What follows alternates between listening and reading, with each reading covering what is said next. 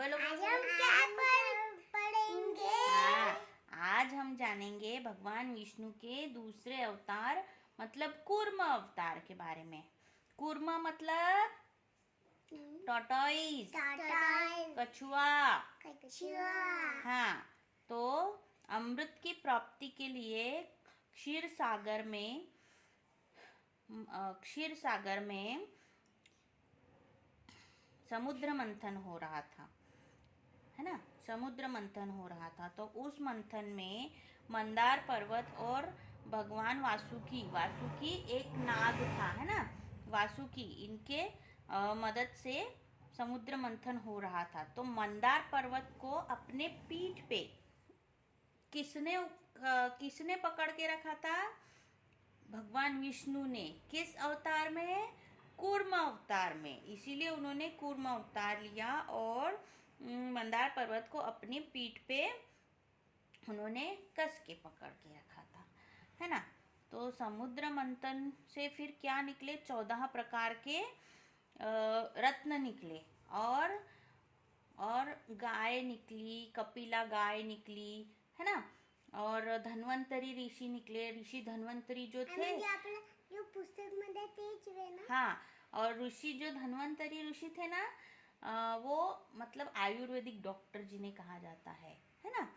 तो वो निकले। तो समुद्र मंथन से निकले हुए अमृत को प्राप्त कर अमर होने की चाह में देवताओं और असुरों में लड़ाई होने लगी। विष्णु भगवान ने उसमें समझौता कराने का निर्णय किया। तो अमृत वहां से निकला तो अमृत की कलसी लेके जो है राहु नामक एक राक्षस था, वो भाग गया, क्योंकि उसे राक्षसों को अमर करवाना था, भगवानों को नहीं, है ना। देवों को नहीं, दानवों को उन्हें अमर करवाना था। तो विष्णु भगवान ने उसमें समझौता कराने का निर्णय किया। तो उन्होंने मोहिनी का रूप धरा। मोहिनी मतलब उन्होंने एक औरत का रूप धरा, है ना। और दोनों पक्षों को बराबर अमृत बांटने पहुंच गए। मोहिनी ने बड़ी ही चतुराई से अमृत कलश को जल के कलश से बदल दिया। तो मोहिनी ने क्या किया? अमृत कलश को जल के कलश से बदल दिया, जिससे देवताओं को अमृत मिले और असुरों को जल मिले। राहु ने उन्हें ऐसा करते देख लिया। राहु ने देख लिया तो उसने देवता का रूप धरा और अमृत पी लिया। तो राहु ने क्या किया? देवता का रूप धरा और अमृत पी लिया। देवताओं को जब तक उसकी सच्चाई का पता चला, उसने अपने आप को बचाने के लिए सूर्य और चंद्रमा को निगल लिया।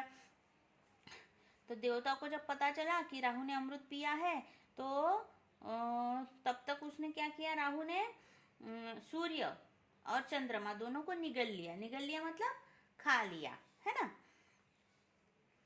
विष्णु भगवान ने अपने सुदर्शन चक्र से तुरंत राहु का सिर काट दिया। फिर विष्णु भगवान को बहुत गुस्सा आया।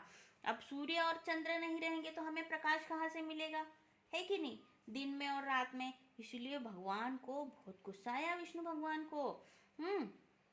तो उन्होंने ऐसा, उनके पास सुदर्शन चक्र था, पता है ना। हाँ, तो उन्होंने सुदर्शन चक्र से उसका सिर काट दिया, राहु का, है ना, सिर काट दिया। सूर्य और चंद्रमा तो बचकर गले से बाहर निकल आए। तो सूर्य और चंद्रमा उनके गले से बाहर निकल आए, पर अमृत पीने के कारण राहु का सिर अमर हो गया था।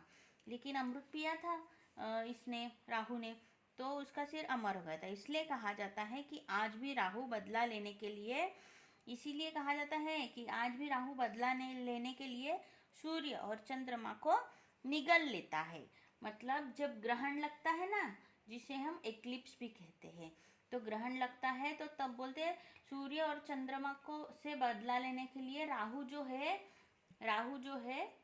उन्हें निगल लेता है ना। तो भगवान विष्णु ने देवताओं को अमृत क्यों नहीं पिलाया? दानवों को अमृत क्यों नहीं पिलाया, देवताओं को क्यों पिलाया? क्योंकि देवता अच्छे थे, वो सृष्टि का कल्याण चाहते थे और सबका कल्याण चाहते थे। लेकिन दानव तो सिर्फ युद्ध चाहते थे और सारी पृथ्वी पर, स्वर्ग पे, पाताल लोक पे सिर्फ अपना राज्य बनाना चाहते थे। इसीलिए भगवान विष्णु ने उन्हें अमृत नहीं दिया। अगर उन्हें अमृत दे देते तो आज किसका राज्य होता? दानवों का राज्य होता, है ना। इसीलिए भगवान जो भी करते हैं हमेशा सोच समझ कर करते हैं, समझे? ठीक है। बोलो भगवान विष्णु की जय।